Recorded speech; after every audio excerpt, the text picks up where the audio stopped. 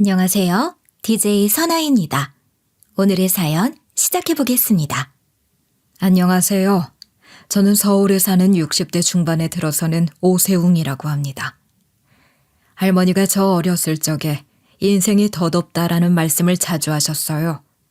대체 덧없다라는 말이 무슨 뜻인지 그땐 알지 못했어요. 그런데 나이가 들어가니 그 말뜻을 조금은 알 것 같네요. 어째 생각하면 정말 할머니의 말씀처럼 인생은 참 빠르고 허무해요. 참 덧없이 흘러가는 것 같아요. 오늘은 제가 큰 맘 먹고 시간을 내어 한때 제 인생을 덧없이 보내게 만든 제 엄마 얘기를 해볼까 합니다. 자식에게 왜 그렇게 무거운 짐을 주셨는지 지금도 묻고 싶을 때가 한두 번이 아니에요. 대체 어떤 사연인지 기막힌 제 이야기를 끝까지 들어주세요. 저는 1987년 제 나이 27살에 24살의 제 아내가 사망했다는 소식을 듣게 되었어요. 당시 우리 부부는 신혼이었지만 어쩔 수 없는 사정 때문에 떨어져 살아야 했죠. 제가 중동건설 노동자로 일을 하게 되어서 한국을 떠나야만 했어요.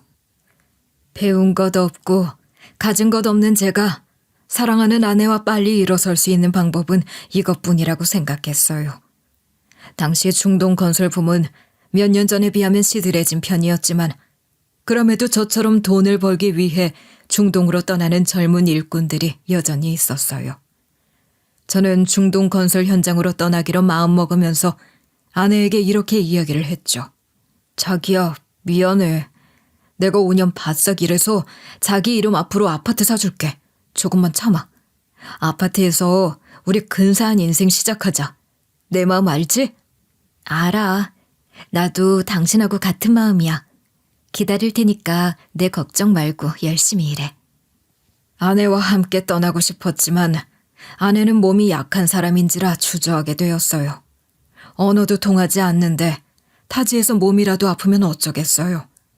그래서 저는 아주 단단히 마음을 먹고 아내는 서울에 두고 저 혼자서만 중동 건설 노동자로 떠나게 되었죠. 중동에 도착해서 저는 열심히 일을 했어요. 한국에 두고 온 아내를 생각하면서 그리고 열심히 일해서 번 돈으로 반드시 아내의 이름으로 된 아파트를 사주고 아이를 낳아 키우며 함께 살 날을 상상하면서요. 그런데 어느 날이었어요. 뇌왕볕 아래 공사 현장에서 일을 하는데 감독관이 저를 부르더군요. 오세웅 씨, 오세웅 씨? 감독관의 목소리에서 왠지 좋지 않은 예감이 느껴졌어요. 한국에서 전보가 왔어요. 이럴 경우는 되게 좋지 않은 소식인데 하면서 감독관의 얼굴에 이미 불안감이 가득했어요. 전보를 열고 내용을 읽어봤더니 감독관의 말이 맞았어요. 그런데 감독관의 생각보다도 더 센 얘기가 담겨 있었어요. 사랑하는 제 아내가 죽었다는 겁니다. 믿을 수가 없었어요. 아내의 편지가 3일 전에 도착했었어요. 자신은 잘 있다면서, 저더러 잘 지내고 있냐며, 건강이 걱정된다면서 제 안부를 묻던 아내가 죽었다니요. 꼭 누가 장난을 치는 것만 같았습니다. 저는 감독관에게 사정사정을 해서 한국 장모님 댁에 전화 한 통만 할 수 있게 해달라고 부탁을 드렸어요. 이게 무슨 비벌한 말인가요? 전 믿을 수 없었어요. 당장 한국에 가겠노라고, 한국에 보내달라고 감독관님께 부탁을 했어요. 그런데 회사 측에서 안 된다고 하더군요. 그런 게 어디 있어요? 사람이 죽었는데. 저는 감독관에게 진상을 부렸어요. 눈물을 흘리면서 소리를 질렀어요. 당신들 아내가 죽었어도 한국에 안 갈 거예요? 당신네 아내가 죽으면 갈 거잖아요. 저는 일꾼이라서 안 되는 거잖아요. 그런 법이 어딨어요? 그럼 제가 계약을 포기할 테니 보내주세요. 위약금을 달라고 하면 드릴게요. 몇 배 더 드릴 테니까 제발 저 좀 보내주세요. 저는 울부짖었어요. 아내가 죽었다는데 어떻게 이곳에서 그 소식을 듣고만 있어요. 당장 한국에 가야죠. 가서 떠나는 아내의 마지막 길을 봐야죠. 회사 측에서도 제 입장을 이해하지 못하는 건 아니지만 물리적으로 쉬운 일이 아니었어요. 회사 측에서도 그동안 이곳에서 일했던 노동자들 가운데 아내상이라든가 가족상을 당한 사례가 없었으니까 더더욱 어떻게 해야 할지를 모르더군요. 그런데 더욱 힘든 게 중동에서 한국으로 가는 비행기가 바로 있는 게 아니잖아요. 지금이야 노동자들 가운데 가족상을 당하면 휴가를 주는 제도가 있지만 그 시절에는 그런 개념 자체가 없었어요. 감독관과 회사 관계자분들은 그런 제가 안타까웠는지 회의를 열었어요. 그리고 운이 좋게도 직원 중에 한 사람이 미국 출장 계획이 있다더군요. 그 직원과 함께 미국으로 가서 저만 미국에서 한국으로 가는 비행기를 타라고 하더군요. 아내가 죽었다는 정보를 받고 이틀이 지난 후에야 저는 중동 현장 직원이 출장을 가는 미국으로 따라가서 미국에서 한국으로 가는 비행기를 탈 수 있었죠. 회사 측에서는 안 되는 일을 해준 거라면서 엄청 생색을 내더군요. 한국으로 가는 그 이틀 사이에 제가 할 수 있는 일은 아내를 위해 눈물을 흘리는 일밖에 없었어요. 그렇게 전 아내가 죽었다는 소식을 듣고 난 뒤 사흘 만에 한국에 도착을 했죠. 아내의 장례식은 어떻게 됐을까? 아직도 치러지고 있을까? 여러 생각들을 하면서 비행기에서 내리자마자 저는 공중전화로 달려가서 장모님 댁에 전화를 걸었어요. 장모님이 전화를 받더군요. 장모님, 저 오서방입니다. 방금 한국에 도착했어요. 장례식장이 어디예요? 저 어디로 가면 됩니까? 온몸에 땀범벅이 되어 장모님과 통화를 하는데 장모님은 차분한 말투로 장례식도 끝나고 발인까지 마쳤네 하면서 훌쩍이시더군요. 저는 장모님 댁으로 곧장 달려갔어요. 장모님은 저를 보더니 눈물부터 흘리시더군요. 저는 어떻게 된 사연인지 장모님을 다그쳤어요. 장모님, 어떻게 된 거예요? 좀 자세히 말씀해 주세요. 내 딸이 자동차에 치여서. 고통이 얼마나 컸을까. 그 여린 것이 자동차에 치였을 때 뭘 생각했을까. 내 딸, 사랑하는 내 딸이 하늘나라로 갔다네. 장모님은 아내가 죽은 자초지종을 들려주시면서 오열을 하셨어요. 한참 동안 말을 잇지 못하셨죠. 아내는 종종 친정에 와서 장모님과 시간을 보내다 갔다고 합니다. 그날도 친정에서 시간을 보내고 집에 돌아가던 아내를 그만 음주를 한 운전자가 과속을 하면서 횡단보도를 건너고 있는 아내를 차로 치었다고 하더군요. 아내가 떠나는 마지막 길도 보지 못하고 마지막 인사도 전 못했네요. 아내가 죽게 된 사연을 듣고 전 장모님과 펑펑 눈물을 흘렸어요. 장모님이 그러시더군요. 자네가 중동에 있는데 어떻게 오겠나. 나도 내 딸을 이렇게 잃을 줄 알았겠나. 겨를이 없어서 발인까지 치른 후에 그제야 자네한테 전보를 친 거야. 하늘로 간 내 딸도 이해할 걸세. 그리고 이렇게 왔으니까 됐어. 자네 온 거 내 딸도 알 거야. 지금처럼 핸드폰이 있었더라면 이 상황에 답답함이 덜했을 거예요. 당시 제 마음은 세상이 원망스러웠어요. 무거운 마음을 안고 장모님과 함께 저는 아내가 묻혀있다는 아내의 선산 가족묘를 찾아갔어요. 정말 아내의 무덤이 만들어져 있더군요. 저는 그 안에 잠들어 있을 아내를 생각하면서 펑펑 또 눈물을 흘렸지요. 그리고 무덤을 쓰다듬으며 말했어요. 여보, 미안해. 내가 미안해. 지켜주지 못해서 미안해. 장모님 말이 아내를 자동차로 친 사람은 감옥으로 이감이 됐다고 하더군요. 마음 같아서는 그 사람을 찾아가서 멱살을 잡고 흔들어버리고 싶었지만 갈 수가 없었어요. 다음 날이면 저는 비행기를 타고 미국으로 가서 중동 현장 직원을 만나 다시 중동으로 되돌아가야 하니까요. 저는 그렇게 슬픔을 아는 채로 억울한 채로 중동 건설 현장으로 되돌아가야만 했죠. 중동으로 돌아가서 저는 한동안 방황을 했어요. 아내 생각 때문에요. 저는 아내를 잊기 위해서 몸부림을 쳐야만 했어요.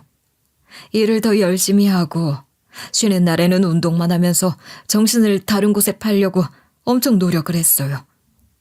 때로는 아내의 사진을 보면서 울고불고 했지만 제가 운다 한들 죽은 아내가 살아 돌아올 일이 없잖아요. 그렇게 시간은 흘러만 가더군요. 시간이 흘러가니 점점 아내에 대한 생각도 무뎌지더군요. 저는 중동건설 현장과 맺은 5년간의 계약 기간을 끝내고 한국에 돌아오게 됐어요. 기대만큼 돈이 모아졌어요. 정말 이 돈이라면 한국에서 작은 아파트를 사서 아내와의 약속을 지켰을 거예요.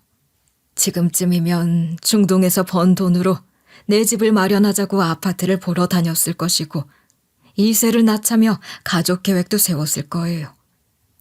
그렇게 아내와 알콩달콩 행복하게 살았을 텐데 아내는 뭐가 그리도 바빴을까요? 아내를 원망하면서 때로는 아내를 추억하면서 저는 한국에서의 생활을 다시 시작했어요. 중동 건설 현장에서 열심히 일한 결과 저는 한국에서 꽤나 좋은 건설 회사에서 스카우트 제의를 받았어요. 건설 회사에서는 중동에서 얻은 저의 좋은 평판과 저의 기술을 보고 함께하자는 제의를 해왔죠. 저는 마다할 이유가 없었어요. 안정적인 정규직 직원으로 들어가는 거니까요. 그렇게 저는 안정적인 직장이 생겼죠. 그리고 아내의 기일이 찾아오면 저는 아내의 무덤에 가서 시간을 보내다 왔어요. 아내를 혼자 두고 중동에 가지 않았더라면 어땠을까? 후회하고 또 후회를 하기도 하고 아내가 살아있었다면 지금 나는 어떤 모습일까? 가끔은 그런 상상을 해보면서요. 그렇게 올해 역시도 아내의 기일에 혼자서 아내의 무덤에 다녀왔는데 집에 와보니 엄마가 와 계시더군요. 달갑지가 않았어요. 무슨 말을 할지 뻔히 아니까요. 너 뭐하고 다니는 거야? 아직도 죽은 여자 못 잊은 거야? 산 사람은 살아야지. 언제까지 바보 등신처럼 그럴 거야? 네가 이런다고 누가 알아줘? 죽은 여자가 살아 돌아와? 미친 짓 그만하고 이번 주말에 맞선 봐. 중매쟁이한테 돈 좀 쥐어줬더니 죽은 그년보다도 훨씬 나은 조건 가진 여자들 소개해준다더라. 그리고 요번에 맞선 볼 여자가 잘 안 되면 또 다른 여자도 소개해준대. 네가 사별은 했어도 자식이 딸리기라서 집이 없어. 게다가 대기업 다니다니까 직장도 좋다면서 소개해줄 여자가 줄줄이 있다더라. 사별한 너랑 다르게 시집도 안 간 처녀라니까 꼭 가서 만나봐. 장소랑 시간은 메모해서 식탁에 올려놨다. 엄마 얼굴에 먹칠하지 말고 꼭 나가서 만나봐. 라고 하시면서 가시려고 하더군요. 순간 저는 화가 치밀었어요. 앞으로의 결혼 계획은 생각해보지도 않았는데 엄마가 자꾸 이러는데 부담스럽고 불쾌했거든요. 저는 딱 부러지게 얘기를 했어요. 엄마, 그만 좀 하세요. 죽은 사람에 대한 예의 좀 갖추세요. 뭐? 죽은 사람에 대한 예의? 넌 엄마에 대한, 조상에 대한 예의 좀 갖추렴. 대를 이어야지. 훗날 조상들 얼굴을 어떻게 보려고 그래? 네 나이 만만치 않아. 세장가 안 될 거 아니면 하루라도 빨리 결혼해서 가정 일궈. 지금은 엄마 말이 듣기 싫어도 시간 지나봐라. 너 나한테 고맙습니다 하고는 업죽 절할걸? 남자가 어떻게 혼자서 평생을 산다고 청승을 떨어? 남자든 여자든 혼자 사는 거 아니야. 빨리 결혼해. 그럼 다 잊게 되는 거야. 엄마, 제 인생이에요. 제가 알아서 할 테니까 나서지 마세요. 제발요, 제발요. 하고 저는 제 방으로 문을 쾅 닫고 들어가 버렸죠. 그랬더니 엄마가 제 방까지 쫓아오셨더군요. 제 방 문을 벌컥 여시더니 이제는 역정 대신 저를 아이처럼 타이르시는 겁니다. 세웅아, 한 살이라도 어렸을 때 장가 가야지. 그래야 신부 나이도 어려서 아이도 잘 나올 거 아니야. 안 그래, 아들? 엄마 말이 맞아. 길 가는 사람들 잡고 물어봐. 이 엄마 말이 맞는지 틀린지 말이다. 산 사람은 살아야지. 그러니까 제발. 순간 화가 치밀어 올라 버렸어요. 엄마, 오늘이 무슨 날인 줄이나 아세요? 제가 오늘 이런 얘기 들으면 더 심장이 터져버릴 거예요. 그러니 제발요.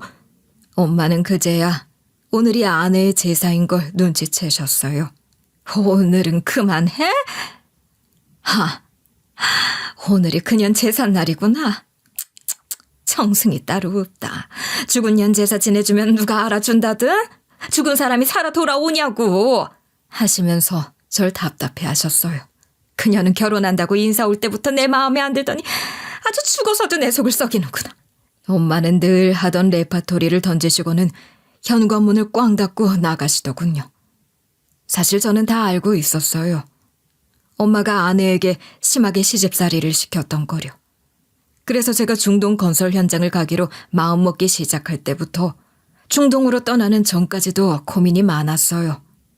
엄마를 생각하면 아내를 데리고 중동으로 가고 싶었지만 여린 아내가 낯선 땅 중동에 와서 고생하는 것보다야 그래도 이곳이 낫다고 생각해서 아내를 한국에 남겨두고 간 거였는데 이런 결말이 날 기다리고 있었을 줄이야 꿈에도 상상하지 못했어요.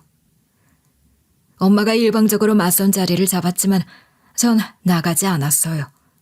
그 후로도 여러 차례 자리를 마련했고 약속이 어긋나면 저에게 와서 엄마는 폭언을 던지셨지만 저는 여전히 새 장가를 들 마음이 없어서 맞선 자리에는 한 번도 나가지를 않았어요. 그렇게 아내가 죽고 7년의 시간이 지나 1994년이 되었어요. 중동을 다녀온 이후, 그러니까 아내가 죽은 후로 중학교 동창회 모임을 가지 않았는데 그 해에는 유난히 친구들이 참석을 하라면서 재촉을 하더군요. 그래서 올해는 잠깐 얼굴만 비치고 와야지 하는 마음으로 참석을 하기로 마음먹었죠. 아주 오랜만에 참석한 모임에는 중학교 동창이자 어린 시절부터 동네 친구로 자란 수황이가 나왔더군요. 제 결혼식 이후로 처음 보는 수황이는 미국으로 유학을 다녀온 후로 저처럼 동창들과도 연락이 끊겼다가 올해 처음으로 나왔다고 하더군요. 수황이는 지금 잘 나가는 사진작가가 되어 있었어요. 어려서부터 자유로운 영혼이었는데 역시나 수황이는 자유롭게 살고 있더군요. 동창 모임이 끝나고 수황이와 저는 오랜만에 회포를 풀 겸 둘만의 술자리를 가졌고 이런저런 이야기를 나눴죠. 저는 제 직업인 건축에 대한 얘기를 하고 수황이는 미국 유학 생활과 자신이 요즘 찍고 있는 사진들에 대한 얘기를 했죠. 수황이는 미국 유학 생활을 접고 한국 여기저기를 돌아다니면서 사진을 찍고 있다더군요. 수황이 넌 유복한 집안에서 자라서 우리 동네에서 아마 너 혼자 미술학원 다녔을걸? 그러더니 결국은 예술하네. 한국에도 사진 찍을 곳 많지. 그럼 많지. 내가 유학하던 미국도 좋지만 우리나라처럼 멋진 곳은 없더라. 특히 난 자연을 많이 찍으러 산이나 바다, 들, 섬 이런 곳들을 많이 찾아다녀. 참, 내 사진들 좀 볼래? 하면서 수황이는 자신이 늘 가지고 다니는 카메라에 찍힌 사진들을 보여주었어요. 자연을 담은 풍경 사진은 너무나 좋았어요. 내가 사진에 대해선 잘 모르지만 좋다. 은근 힐링도 되네. 전시회 하면 초대해. 내가 꼭 가마. 한두 잔 술을 홀짝거리면서 이런저런 이야기들을 주고받다가 다음엔 가족에 대한 얘기로 자연스럽게 넘어가게 되었죠. 임마, 넌 결혼 안 해? 일만 할 거야? 어째 결혼 소식이 없어. 내가 아닌가 보지. 결혼 날짜 잡히면 너한테 제일 먼저 얘기할게. 너 결혼식 때 내가 사진 찍어줬었는데 넌 내 결혼식에 뭐 해줄래? 하고 묻더군요. 저는 전혀 기억을 못하고 있었어요. 뭐? 내 결혼식에서 네가 사진을 찍어줬다고? 그걸 기억 못해? 내가 너 결혼사진 찍어줬잖아. 진짜 서운한데. 그러고 보니까 사진까지 찍어줬는데 술 한 잔도 안 사고 중동으로 떠났네. 그러는 넌 냅다 미국으로 날랐잖아. 맞아요. 결혼하고 오래되지 않아 제가 중동 건설 현장으로 가는 바람에 정신이 없어서 친구들에게도 간단 말 없이 훌쩍 중동으로 떠나버렸죠. 수황이도 마찬가지였죠. 갑자기 미국으로 유학을 떠나버렸죠. 이런저런 얘기를 나누다가 갑자기 생각났다는 듯 수황이가 얘기를 꺼냈어요. 참, 내가 얼마 전에 섬에 들어갔다가 사진작가로서 내 인생 사진 몇 장을 건졌는데 말이야. 그 섬에서 네 아내 봤어. 여행 온 것 같던데? 반가워서 인사하려고 내가 다가가려는데 네 아내는 어디 급하게 갈 데가 있는지 빠른 걸음으로 가버리더라고. 타이밍을 못 잡아서 놓쳤어. 그 섬은 아직 관광객들에게 많이 알려지지 않았는데 네 아내는 어떻게 알고 그 좋은 섬에 여행을 갔대? 저는 수황이 말에 그저 웃음을 지어 보였어요. 그리고 흘리는 말로 착각이겠지. 아직 수황이에게는 제가 사별했다는 얘기를 하지 않았거든요. 저는 이야기의 화제를 다른 얘기로 넘기려고 했지만 수왕이는 아내 얘기를 계속 이어갔어요. 뭐? 내가 네 아내 얼굴을 착각했다고? 아니야. 내가 네 결혼식 날 사진 찍어줬잖아. 이래봬도 내가 눈썰미 죽이는 사진작가라고. 근데 네 아내 얼굴을 착각할까? 세용이 네 와이프 맞다니까 그러네. 저는 할 수 없이 수왕이에게 사실을 털어놓았어요. 내 아내 죽었어. 내가 중동 가서 자리 잡은 지 몇 개월 되지 않아서. 순간 수왕이와 저 사이에 정적이 흘렀어요. 제 표정에서 진심이라는 걸 수왕이가 느낀 것 같았어요. 설마... 진짜요? 에이, 장난이지? 그러자 수왕이는 놀라더니 진짜 죽은 거 맞냐는 말을 몇 번이고 물어봤어요. 제가 그렇다고 계속 대답하자 수왕이는 말도 안 된다는 말을 계속 중얼거렸죠. 아니, 그럼 내가 귀신을 본 거란 말이야? 그 사람 분명 네 아내 맞았는데? 닮은 사람을 본 거겠지. 네가 내 아내 봤다고 해도 한참 전인데 정확하게 얼굴을 기억하겠어? 분위기나 이목구비가 비슷해서 착각한 걸 거야. 아닌데. 분명히 맞는데. 하면서 수왕이는 혼란스러운 얼굴로 머리를 극적거렸어요. 저는 속으로 생각했어요. 그래. 수왕이의 말처럼 아내가 세상 어딘가에서 살아있다고 내 앞에 불쑥 나타났으면 좋겠다라고요. 수왕이는 제 앞에서 고개를 갸웃거리면서 계속 정말 제 와이프를 본 게 맞다고 주장했습니다. 세용아, 내 말이 거짓말 같겠지만 진짜 네 와이프 본 게 맞아. 그 섬에서 네 와이프 찍은 사진 나한테 있어. 내가 찍은 사진 프레임 안에 네 와이프가 들어왔더라. 그때 나도 몰랐지. 그런데 집에 와서 모니터로 보니까 네 와이프가 찍혔더라고. 아마 집안 어디에 있을걸? 난 작업한 필름은 절대 버리지 않고 모아두거든. 수황이는 격앙된 목소리로 말했습니다. 아내를 봤다고 우기며 흥분한 수황이를 보고 좀 취했다고 생각이 들어서 알겠다는 식으로 달랬습니다. 물론 수황이의 말을 믿지는 않았습니다. 이게 현실적으로 불가능한 일이니까요. 그리고 세상에는 닮은 사람도 느낌이 비슷한 사람도 꽤나 있으니까요. 그렇게 그날 수왕이와 둘이서 오붓하게 술 한잔하고 집에 들어와 잠을 자는데 수왕이의 말이 머릿속에서 떠나질 않았어요. 수왕이의 말처럼 아내가 저 먼 섬 어딘가에 살아있으면 얼마나 좋을까 하고요. 그렇게 저는 수왕이의 말을 고지듣지 않고 잠에 빠져들었죠. 그리고 다음 날 수왕이가 제 집 전화로 연락을 해왔더군요. 줄 게 있으니 잠깐 보자고요. 수왕이가 제 집 앞까지 오겠다더군요. 난감했지만 알겠다고 했습니다. 10분 뒤 차를 타고 도착한 수왕이가 전해줄 물건을 내밀었습니다. 서류 봉투였죠. 미안하다. 내가 출세 약속이 있어서 가봐야 돼. 이것만 전해주려고 들렸어. 이 사진 확인해봐. 꼭! 하면서 급하게 가버리더군요. 저는 수왕이가 준 사진 봉투를 들고 집에 들어왔어요. 그리고 큰 기대 없이 봉투 안을 열어 사진을 봤죠. 저는 순간 기절할 뻔했어요. 눈을 비비고 사진을 다시 들여다봤어요. 그리고 또 다시 봤어요. 아무리 봐도 이 사진은 아내가 맞았어요. 사진 속 아내가 쓰고 있는 밀짚 모자는 제가 선물로 사준 모자였어요. 그때 이 밀짚 모자를 아내와 함께 고르면서 아내는 흰 리본이 달린 밀짚 모자를, 저는 검정 리본이 달린 밀짚 모자를 사자고 신랑이 했던 기억을 아주 생생하게 저는 간직하고 있거든요. 결국 아내의 뜻대로 하얀 리본이 달린 밀짚 모자를 제가 선물했는데 수왕이가 준 사진 속에 아내가 그 하얀 리본이 달린 밀짚 모자를 쓰고 있는 거예요. 저는 수왕이에게 전화를 걸었어요. 그리고 자세하게 물어봤어요. 이 사진을 찍은 정확한 장소와 정확한 날짜와 시간대를 알려달라고요. 수왕이는 대답했어요. 사진을 찍은 건 한 달 전이야. 장소는 전라남도에 있는 섬이고 하루에 그 섬에 들어가는 배는 2번. 시간대 잘 맞춰서 들어가야 돼. 저는 수왕이에게 모든 정보를 듣고 회사에는 3일 휴가를 내고 수왕이가 말한 섬으로 달려갔어요. 배에서 내리자마자 일단 섬 주변을 둘러봤어요. 혹시 아내를 마주칠 수도 있으니까요. 섬 주변에는 사람들이 그리 많질 않았어요. 끼니 때가 되어 저는 식당으로 들어갔어요. 밥을 먹고 난 뒤에 식당 주인에게 물어봤죠. 수황이에게 받은 아내의 사진을 보여주면서 이런 여자를 이 섬 안에서 본 적이 있냐고요.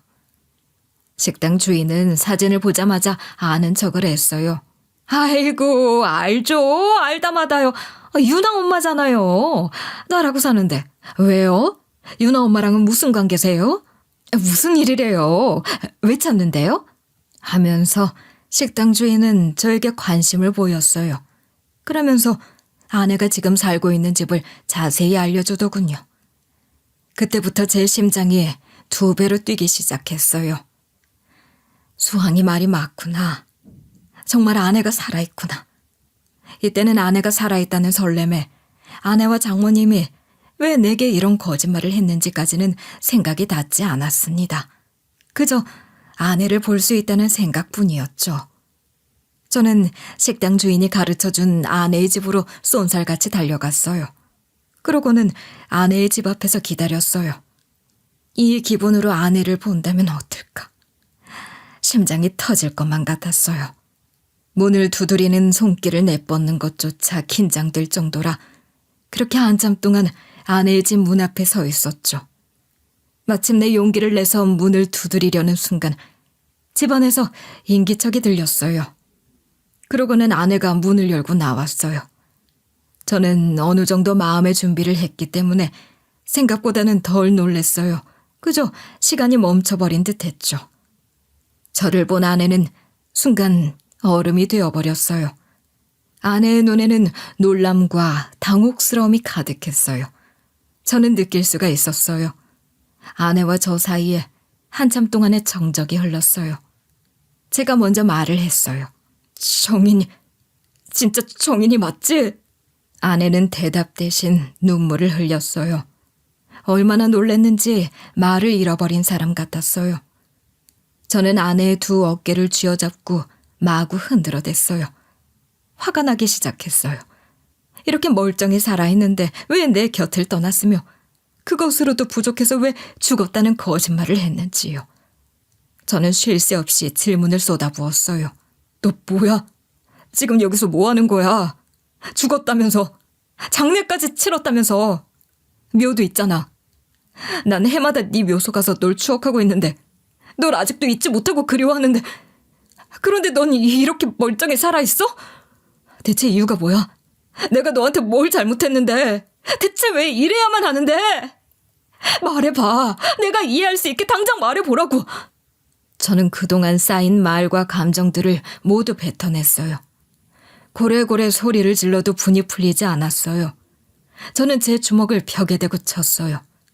당연히 손이 아팠지만 가슴속에 쌓인 응어리가 어느 정도 내려가는 것 같았어요. 하지만 아내는 그때까지도 뛰는 심장을 주체하지 못하고 있더군요. 저는 주저앉아 있는 아내를 일으켜 세우고 일단은 아내를 안았어요. 꽉 껴안았어요. 이 느낌. 내 아내가 맞았어요. 아내와 저는 서로를 부둥켜 안고 한참 동안 뜨거운 눈물을 흘렸어요. 이게 정말 꿈인지 생신지 믿어지지가 않았어요. 저는 재차 아내에게 물었어요. 너 정말 이정인 맞지? 내 아내 이정인 맞지? 아내의 목소리가 들려왔어요. 당신 아내 맞아? 아내는 저보다 더 많은 눈물을 흘리고 있었어요. 죽었다던 사람이 이렇게 살아있다고. 그리고 이렇게 만나다니.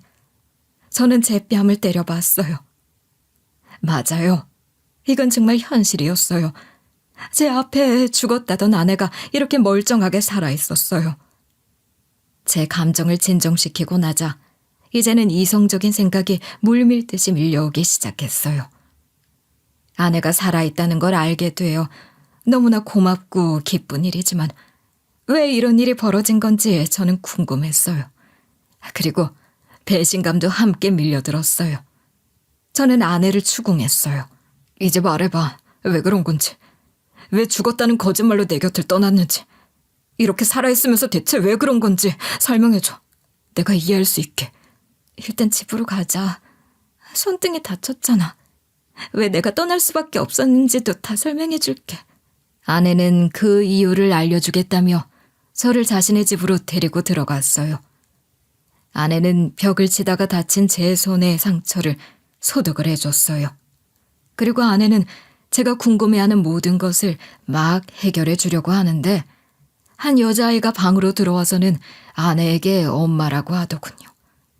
아이는 아내의 무릎에 앉더니 저를 경계하는 눈빛으로 바라봤어요. 아까 식당 주인이 유나 엄마라는 말을 했기 때문에 어느 정도 마음의 준비는 하고 있었죠. 그런데 막상 여자아이가 엄마하고 아내를 부르는데 감정이 묘하더군요. 아내가 재혼을 한 건가? 저와 살 때는 아내가 임신을 했던 적이 없었기 때문에 그런 생각도 해봤죠. 아내는 아이를 안고서 한참 동안 아무 말도 하지 않았어요. 저 역시 아내가 말을 할 때까지 아무 말도 하지 않고 기다렸죠. 아이는 아내의 품에 안겨서 계속 저를 경계하는 눈으로 바라보더군요. 그런데 아이의 얼굴을 보는데 묘하게 낯설지가 않더군요. 그러다 생각이 떠올랐어요. 이 아이는 장모님 사진 속에서 본 아이인데. 그럼 장모님도 당신 살아있는 거 알고 있던 거잖아. 장모님까지 날 속인 거야? 저는 불과 2주 전에도 장모님을 뵈었어요. 그때도 장모님은 아내에 대한 얘기가 없었는데 이게 어떻게 된 일일까요? 그날 카페에서 장모님을 만나 뵐 때 일이었어요. 카운터에서 커피를 가져오면서 의자 위에 올려둔 장모님의 가방이 제 무릎을 치고 말았죠. 순간 장모님 가방이 바닥에 떨어졌는데 가방 지퍼가 열려 있어서 가방 안에 지갑이며 화장품이며 손수건 등이 우르르 쏟아졌죠. 바닥에 쏟아진 물건 가운데는 인화된 사진 여러 장이 있었는데 저는 그 사진들을 별 생각 없이 주워드렸죠. 그러고는 그 사진을 보면서 장모님께 물었어요. 7살 정도 되는 여자아이의 사진이 한 장도 아닌 여러 장이 있었으니까요. 이 아이 누구예요? 눈매가 장모님 닮았는데요? 제 물음에 장모님은 대답 없이 그저 웃기만 하시더군요. 근데 뭐랄까, 웃고는 있지만 왠지 당황한 게 느껴지더군요. 장모님은 떨리는 목소리로 친척 아이야 라고만 말하고는 사진들을 얼른 가방에 쑤셔 넣어버리셨죠. 저는 아내가 죽었어도 아내를 잊지 못하고 장모님과 연락을 하며 지냈어요. 아내가 이 세상 사람이 아니라고 해도 장모님의 안부는 물어야 한다고 생각했죠. 그리고 무엇보다 죽은 아내와의 유일한 연결고리가 장모님이었기 때문에 그 끈을 놓고 싶지 않아서였어요. 그리고 그보다 더 큰 이유는 그게 죽은 아내에 대한 예의이자 장모님에 대한 예의라고 생각했기 때문이에요. 중동에서도 죽은 아내에 대한 그리움을 장모님에게 편지를 써서 대신했고 한국에 돌아와서도 장모님의 생신과 1년에 2번이는 명절은 꼭 찾아뵙고 인사를 드렸죠. 장모님 역시 마찬가지였어요. 혼자 사는 절 위해서 가끔 과일이며 반찬도 챙겨주시곤 했죠. 그렇게 장모님과 불과 2주 전에도 함께 차를 마시면서 이런저런 얘기를 나눴는데 장모님이 어떻게 저한테 이럴 수가 있을까요? 제가 아이의 사진을 보고 누구냐고 물었을 때 장모님은 아주 태연하게 친척 아이라고 하셨는데 그게 딱 거짓말이었다니. 이 모든 사실을 알게 되니 장모님이 야속하더군요. 기가 막히더군요. 그간 연락을 하지 않았으면 모를까 저를 만나면서 저를 어떤 마음으로 속이신 걸까요? 아내는 아이에게 밖에 나가서 더 놀다 오라고 얘기를 하더군요. 그리고 아이가 나가자 아내의 표정이 진지해졌어요. 그리고는 하는 말이 충격적이었어요. 저 아이가 당신과 내 아이야. 이름은 유나라고 지었어. 당신 호적에 올릴 수 없어서 내 성을 따라서 이유나가 됐어. 뭐라고? 내 아이라고? 저는 어처구니가 없었어요. 아내가 살아있는 것도 제 아이가 세상에 태어났다는 것도요. 대체 이게 뭐야? 왜 날 속이는데? 왜 내 딸까지 낳았는데 죽은 척 했던 거야? 도대체 왜? 내가 뭘 잘못했어? 대체 내가 뭘 잘못했길래 이런 거짓말을 했냐고. 제 목소리가 격앙되어 버렸어요. 정말이지 이해가 가지 않았어요. 제가 뭘 잘못했는지, 대체 뭐 때문에 그런 건지, 제 자식까지 낳아 기르면서 왜 죽었다는 거짓말을 해야만 했는지 정말이지 이해할 수 없었어요. 아내는 그간의 사연 보따리를 저에게 풀어놓았어요. 아내가 거짓말을 할 수밖에 없었던 이유는 알고 보니 제 엄마 때문이었더군요. 엄마가 아내에게 그랬다고 하더군요. 임신했다는 말 내 아들한테는 하지 마라. 그리고 뱃속에 아이가 딸이면 바로 지워라. 알았지? 만약에 내 아들한테 임신했다는 말 하기만 해봐. 가만 안 둘 거야. 알아들어? 이 말 때문이었다고 해요. 우리 엄마는 아들에 대한 집착이 엄청 강했습니다. 어느 정도였냐면 아들을 낳기 전에는 정식으로 혼인신고는 안 된다고 막을 정도였습니다. 아내가 임신하게 되면 아이가 딸일 수도 있을 텐데 정말 말도 안 되는 요구였죠. 그러나 그 당시에는 우리 둘 다 엄마 말을 듣는 척 했었어요. 나중에 딸을 낳게 돼도 혼인신고는 할 생각이었지만 당장은 부모님의 결혼 허락을 받는 게 중요했으니까요. 지금이야 그런 일이 없지만 당시만 하더라도 아들을 선호하는 사상이 있었던 시절이죠. 줄줄이 딸을 낳을 수가 없으니 산부인과에서 성별을 알아본 뒤에 아이를 포기하기도 했었죠. 개인 산부인과 병원에서는 은근 그런 일들이 비일비재했었다고 해요. 그래서 나라에서는 이를 막으려고 성별감별 금지법이 생겼다고 해요. 아내가 임신 사실을 알았을 때는 성별감별 금지법이 아직 생기기 전이었고 그 후 몇 달 뒤에 성별감별 금지법이 생겼다고 하니 그거 참 아이러니하죠.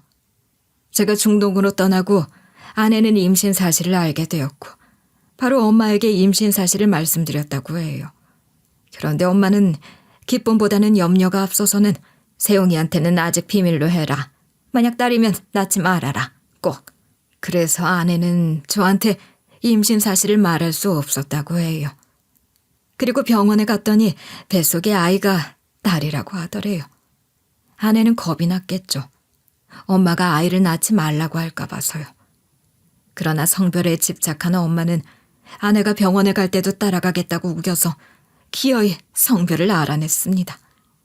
딸인 걸 알자 엄마는 한약을 지어 오셨다고 해요. 이거 먹어라. 애 떨어지는 약이다.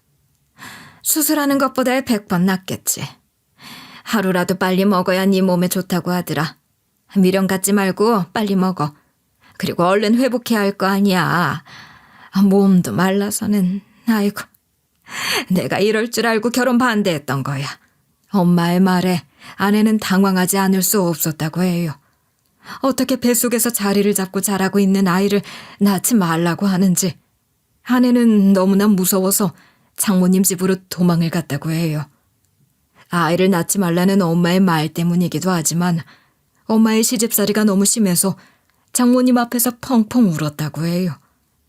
그때 아내가 24살이었으니 감당하기에 어려도 한참 어린 나이죠. 장모님은 이때 아내가 죽었다고 거짓말을 한 거죠. 마침 선산에 최근 복묘를 한 묘소가 하나 있었는데 장모님은 그 묘소가 딸의 묘라고 하면서 연기를 한 거죠. 죽은 사인은 아내가 교통사고를 당해 흉하게 죽었다고요. 차마 사돈을 보여줄 수 없어서 후다닥 장례 치르고 무덤을 만들었다고 울고 불고 애통해 하면서 거짓 연기를 했더래요. 아들을 낳기 전까지는 안 된다고 반대하는 어머니 때문에 혼인신고를 안 했다 보니 속이기도 더 쉬웠을 겁니다. 엄마는 처음엔 장모님의 말을 믿지 않았다고 합니다. 그런데 묘소를 보고서 믿더랍니다. 묘가 만들어진 지 얼마 되지 않았으니까요. 그렇게 엄마를 속이고 혹시라도 엄마가 눈치를 챌까 봐 심장이 두근두근거렸는데 아내의 가짜 묘 앞에서 엄마가 장모님에게 그러더랍니다. 오히려 잘 됐네. 내가 점을 봤더니만 그러더라고. 당신의 딸과 우리 아들 사이에는 딸만 줄줄이 5이 있다고. 하늘이 도왔네.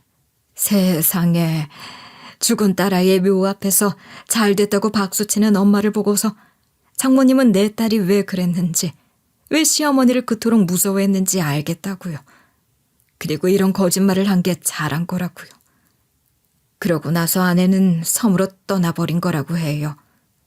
아내가 간 섬은 장모님의 외가 식구들이 많이 살고 있는 곳이어서 그곳 친척들의 도움을 받아서 아내는 자리를 잡게 된 거죠. 아내의 계획은 아이가 성인이 될 때까지 숨어서 살려고 했대요. 그렇게 죽은 줄로만 알았던 아내를 다시 만나고 저는 서울로 돌아오는 버스 안에서 이런저런 생각이 들었어요. 생각은 꼬리에 꼬리를 물고 이어지다가 문득 엄마가 했던 말이 떠오르더군요. 미쳐 죽은 게 마음에 걸려. 꼭 거짓말 같단 말이야. 그리고 네 장모도 이상해. 장례를 그렇게 후다닥 치르니. 하나밖에 없는 딸이 그것도 교통사고로 애통하게 죽었는데. 암튼 찝찝해. 맞아요. 제가 중동건설 현장에서 급하게 귀국해서 장모님을 뵈었을 때도 이상한 점이 한둘이 아니었어요.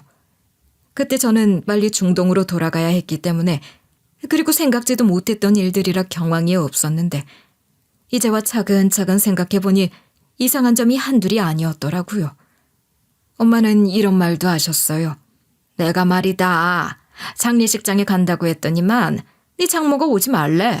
그래서 왜 그러냐고 내가 되물었더니만 한다는 말이 무당이 그러더란다. 배 안에 아이를 가진 여자가 죽으면 시댁 식구들은 오면 안 된다나. 아들한테 안 좋다는 거야. 어차피 아들은 산 사람이니 재혼해서 다시 대를 이어야 할 것 아니냐. 부정타니까 오지 말라는 거지. 그때는 그게 잘 됐다고 생각했어. 왜냐면 널 위해서. 그리고 이번엔 약한 며느리 말고 짱짱한 며느리 얻어서 아들 봐야겠다고 생각했어. 근데 뭔가가 두고두고 찝찝한 거야. 장례식장 가서 내 눈으로 확인을 했어야 하나. 그래서 묘를 보여달라고 했더니 묘는 보여주더라. 그런데도 참 찝찝했어. 아직도 찝찝하다. 엄마의 말에 저는 당황했어요. 저는 아내가 임신했던 사실을 몰랐으니까요. 제가 되물었어요.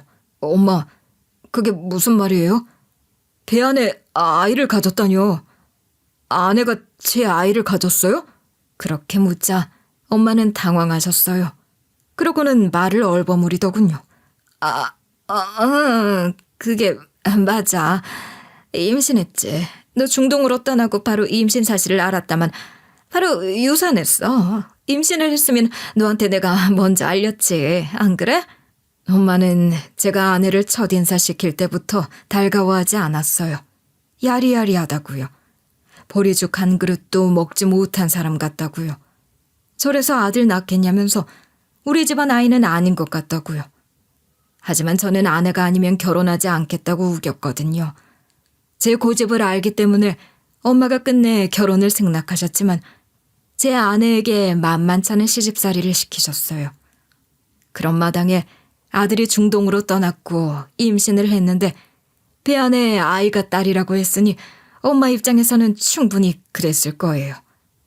저는 엄마를 용서할 수 없었어요. 엄마 말만 믿고 어쩔 수 없이 우리 아이가 태어나기도 전에 세상을 떠난 줄만 알고 있었는데 사실은 엄마가 포기하기로 종용했었던 거라니. 오죽했으면 아내와 장모님이 이런 자작극을 벌였을까 싶더군요. 게다가 제 아이는 무슨 죄입니까? 딸이라는 게 무슨 죄인가요? 아내가 아니었다면 지금쯤 제 아이는 이 세상에 없었을 거예요.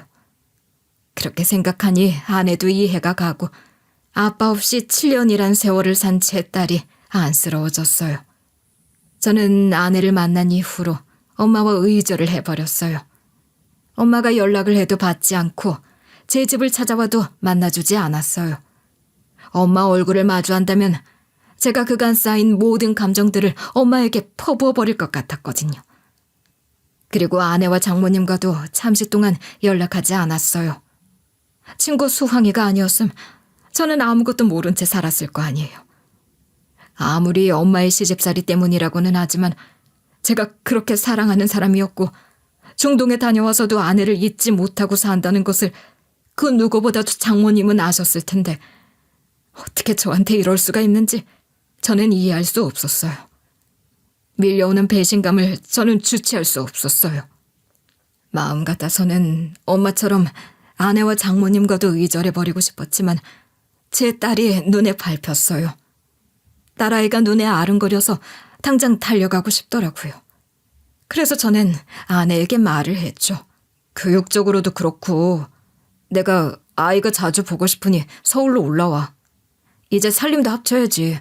언제까지 섬에서 숨어 살 순 없잖아. 일단은 장모님 집에 있어. 장모님 집까지 엄마가 찾아갈 리가 없잖아. 그렇게 아내는 서울에 있는 장모님 집으로 이사를 하게 됐어요. 저는 아내도 예전처럼 사랑하지만 딸아이가 더 예뻤어요. 가슴 한편에서는 아내와 장모에 대한 배신감이 사무치는데도 딸아이 때문에 어쩔 수가 없더군요. 그렇게 저는 아내와 장모님을 받아들이게 됐고 살림을 합치게 되었죠. 저는 세 가족이 함께 살 수 있는 공간으로 이사했습니다. 장모님은 저에게 잘못을 빌겠다면서 앞에서 무릎을 꿇고 말씀하시더군요. 오서방, 미안하네. 언젠가는 말을 하려고 했어. 그런데 말문이 열리질 않더구나. 모든 게 나 때문에 이렇게 됐는데 미안해서 말이 떨어지지가 않더라고. 올해는 말해야지. 올해는 꼭 얘기를 해야지 하는데 입이 안 떨어지더라고. 저번에 카페에서 자네 만났을 때 가방이 떨어지는 바람에 가방 안에 있던 사진들이 바닥으로 모조리 떨어졌었잖아. 사실 그날 모든 걸 얘기하고 유나 사진도 보여주려고 했었어. 근데 차마 입이 안 떨어지더라고. 그래서 그날도 그냥 와버린 거야. 오서방, 모든 게 내 잘못이야. 내 딸 정인이랑 자네 딸 유나는 아무 잘못이 없네. 미워하거들랑 나만 미워하고 불쌍한 내 딸과 유나는 자네가 받아주게나. 미안하네. 잘못했네. 다 용서해주게나. 하시면서 눈물을 흘리셨어요. 저는 제 앞에서 무릎을 꿇고 울고 있는 장모님을 안아드렸어요. 장모님, 저도 처음엔 모든 게 이해가 가질 않았어요. 화도 나고 야속하기도 하고 그래서 모두 인연을 끊어버리려고 했어요. 그런데 이런 게 천륜인가 봐요. 딸아이 유나가 너무나 보고 싶은 거예요. 유나가 눈에 밟혀서 살 수가 없더라고요. 장모님 잘못 아니에요. 일어나세요, 장모님. 그렇게 저는 장모님과도 묵은 감정들을 모두 풀었죠. 저는 아내에게 얘기했어요. 우리 이제 지난 날은 다 잊자. 우리에겐 미래가 중요해. 앞으로 우리 잘 살자. 내가 유나에게 못한 아빠 노릇 이제부터 해야 돼. 나 역시 아내 노릇 잘할게. 여보, 미안하고 고마워. 아내와 저는 그간의 일들은 모두 지워버리고 우리의 미래와 아이의 미래를 위해 살자고 약속했죠. 저는 그간 딸아이에게 해주지 못한 것을 해줬어요. 밤이면 꼭 동화책을 읽어주고 주말이면 김밥을 싸서 근처 공원으로 놀러 갔어요. 들로 산으로 바다로 여행도 다녔죠. 아이는 행복해했어요. 아내도 행복해했고요. 저 역시 너무나 행복했어요. 이게 가족이구나. 정말 행복하더군요. 웃음기라고는 없는 제 얼굴에 생기가 돌기 시작했어요. 회사 직원들이 저에게 그러더군요. 오세영 씨 연애하나 봐. 얼굴이 아주 피었어. 청첩장은 언제 줄 거야? 엄마는 저에게 문자를 하고 회사 앞으로도 저를 찾아왔어요. 집안의 대를 이어야 하고 제사를 모셔야 하니 하루라도 빨리 결혼을 하자고요. 저는 엄마에게 말씀을 드렸죠. 엄마, 전 세장가 갈 생각 없으니 연락하지 마세요. 엄마는 이때까지도 아내와 유나의 존재를 모르는 상태였습니다. 이유도 모른 채 제가 연락도 안 받고 심지어 이사까지 갔으니 엄마는 답답했겠죠. 솔직히 저도 처음부터 엄마에게 이 모든 일들을 얘기하면서 엄마에게 화내고 싶었습니다. 아내가 오죽했으면 죽음이라는 말로 엄마 곁을 떠나려고 했겠냐고요. 그리고 뱃속에 제 아이를 포기하라고 약까지 사다 주었다면서요? 하고요.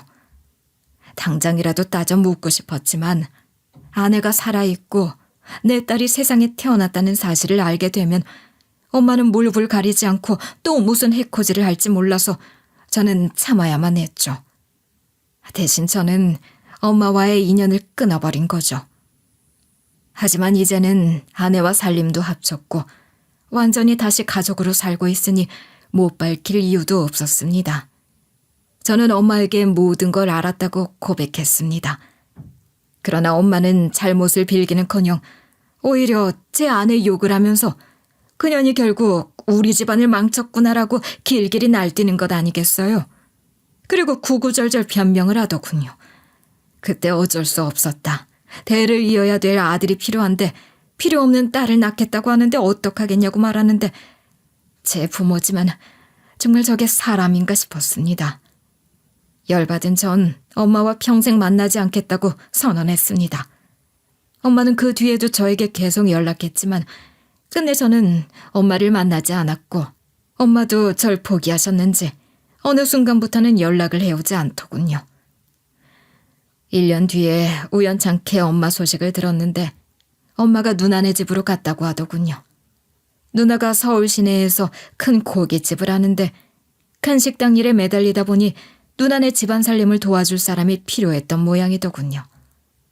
엄마는 누나네 집에 들어가서 누나네 딸을 돌봐주었다고 해요. 누나의 딸은 초등학교 3학년인데 엄마는 그렇게도 누나 딸을 구박했다고 해요. 다름 아닌 성별차별로요. 네가 아들이었어야 하는데 네 집한테는 누가 이어? 엄마는 누나에게도 아들을 낳으라고 강요를 했다더군요. 저한테 그 일 때문에 의절까지 당해놓고서 아직도 아들을 포기하지 않으니 대단한 인간입니다. 나이 먹기 전에 지금이라도 아들 하나 낳아라. 돈도 이렇게 많으면서 아들 하나 더 낳아서 키워. 네 시어머니는 아들 낳으라고 안 해? 마음으로는 너한테 말하고 싶어서 끙끙 앓고 계실 거다. 어서 낳아. 너 가게 일로 바쁘면 내가 아이는 키워주마. 하시면서 누나에게 아들 노래를 불렀다고 해요. 결국 누나도 지쳐버렸겠죠. 엄마, 요즘 세상에 누가 아들해요. 딸도 아들하고 똑같아요. 엄마 시대하고는 달라요. 아들 타령 좀 그만해요. 세상이 바뀌었다고요. 제발 그만해요. 그딴 소리 하지 마라. 세상이 아무리 바뀌었어도 변하지 않은 게 있어.